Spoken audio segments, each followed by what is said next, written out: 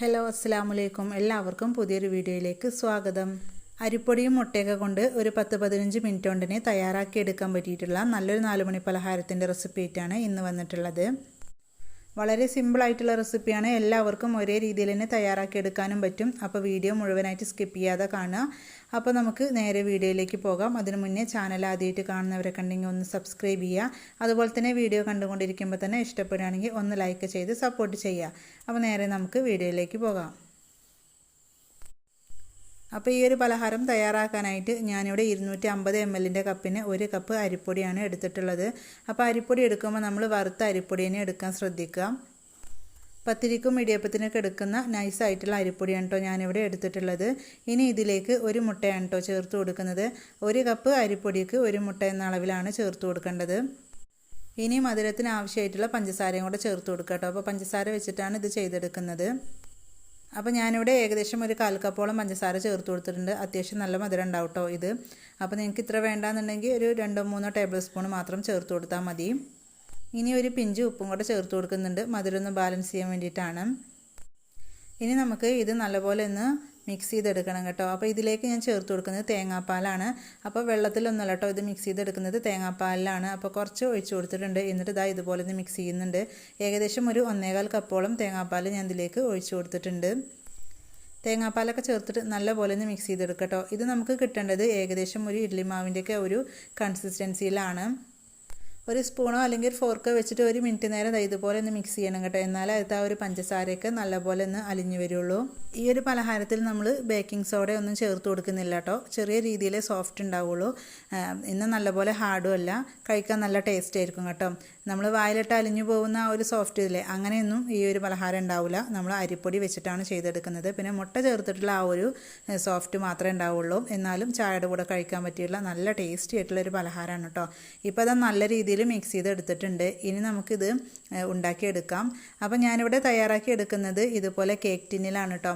അപ്പോൾ ഇതുപോലത്തെ cake tin ഇല്ലെങ്കിൽ നിങ്ങൾക്ക് സ്റ്റീലിൻ്റെ പാത്രം എടുക്കാം. എന്നിട്ട് അതിലേക്ക് കുറച്ച് നെയ്യാണ് ചേർത്ത് കൊടുത്തിട്ടുള്ളത്. എന്നിട്ട് എല്ലാ വശത്തും ഇതുപോലെ ഒന്ന് അപ്ലൈ ചെയ്ത് കൊടുക്കുക.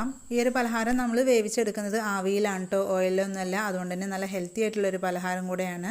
ഇപ്പോൾ ആ നെയ്യൊക്കെ ഒന്ന് സ്പ്രെഡ് ചെയ്ത് കൊടുത്തിട്ടുണ്ട്. ഇനി നമുക്കിതിലേക്ക് ഒഴിച്ചു കൊടുക്കാം. ഇത് നമ്മൾ മുട്ട ചേർത്ത് കൊടുത്താലും ഒരുപാട് അങ്ങ് മുട്ടൻ്റെ ആ ഒരു ടേസ്റ്റ് ഒന്നും ഉണ്ടാവില്ല കേട്ടോ. നിങ്ങൾക്ക് വേണമെന്നുണ്ടെങ്കിൽ ഏലക്കപ്പൊടിയൊക്കെ ചേർത്ത് കൊടുക്കുക. അപ്പോൾ ഞാനതൊന്നും ചേർത്ത് കൊടുത്തിട്ടില്ല.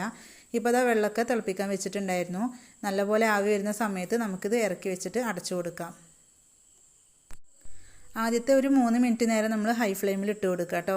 എന്നിട്ട് മീഡിയം ടു ലോ ഫ്ലെയിമിൽ ഇട്ടിട്ട് ഒരു 10 മിനിറ്റ് നേരം കുക്ക് ചെയ്തെടുത്തിട്ടുണ്ടെങ്കിൽ നമുക്കിത് റെഡി ആയിട്ട് കിട്ടും. അപ്പോൾ അടച്ച് വെച്ചിട്ട് ഏകദേശം ഒരു 2 മിനിറ്റൊക്കെ ആയപ്പോൾ ഞാൻ ഇതിലേക്ക് കുറച്ച് കറുത്ത എള്ളും അതുപോലെ തന്നെ കുറച്ച് മുന്തിരിയും കൂടെ ചേർത്ത് കൊടുത്തിട്ടുണ്ടായിരുന്നു കേട്ടോ.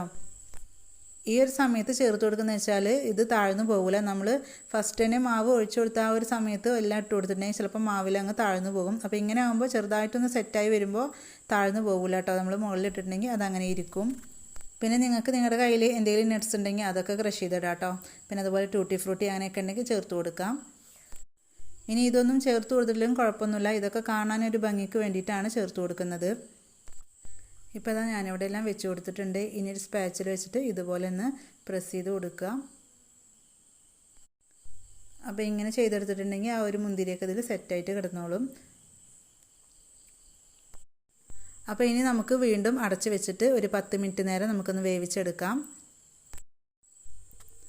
ഇപ്പോൾ നമ്മുടെ ഒരു സ്നാക്ക് ഇവിടെ റെഡി ആയിട്ടുണ്ട്. നല്ലപോലെ കുക്കായി വന്നിട്ടുണ്ട്.